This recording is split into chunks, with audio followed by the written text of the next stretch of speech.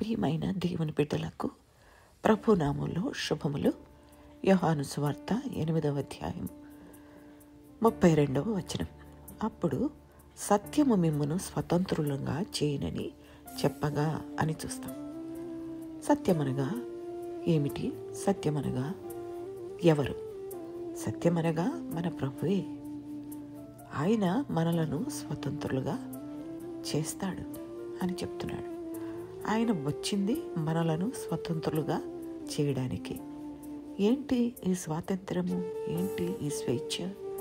ఏంటి ఈ విడుదల అని ఆలోచిస్తే, ఇది రాజకీయ స్వేచ్ఛ కానీ, బానిసత్వం నుంచి స్వేచ్ఛ కానీ కాదు. ఇది పాప బంధకాల నుంచి విడుదల. వచనం 34లో పాపము చేయు ప్రతి వాడును పాపమునకు దాసుడని ప్రభువు చెప్తూ ఉన్నాడు. అంటే పాప దాస్యము నుంచి విడుదల, పాప బంధకాల నుంచి విడుదల. ఈ విడుదలతో పాటు అపరాధులమనే తీర్పు నుంచి, శిక్ష నుంచి, దేవుని పవిత్ర ధర్మశాస్త్రం చేసే నేరారోపణ నుంచి, చావు భయం నుంచి, ప్రభువును అనుసరించకుండా, దేవుని సేవించకుండా అడ్డుపడే అన్ని సంఖ్యల నుండి ఆయన మనకు విడుదలను అనుగ్రహిస్తాడు. మనమైతే బానిసలమే.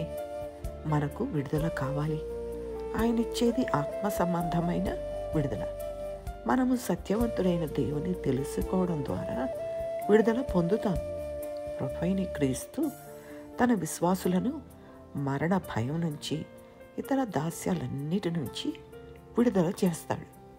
36వ వచనములో కుమారుడు మిమ్మును స్వతంత్రులుగా చేసిన యెడల మీరు నిజముగా స్వతంత్రులై ఉందురు అంటున్నాడు. బానిసలు పట్టి వారి సంగతి చూస్తే వారు తమను తాము విడిపించుకోలేరు. విడిపించుకోగలిగితే వారు బానిసలే కాదు. వారిని విడిపించాలంటే వారు కాక వేరొకరు కావాలి. అంటే బానిసత్వములో లేని వారు కావాలి. అటువంటి వారు ఈ భూల ప్రపంచంలో ఎవరూ లేరు. ప్రభువైన యేసుక్రీస్తు తప్ప ఎవరూ లేరు.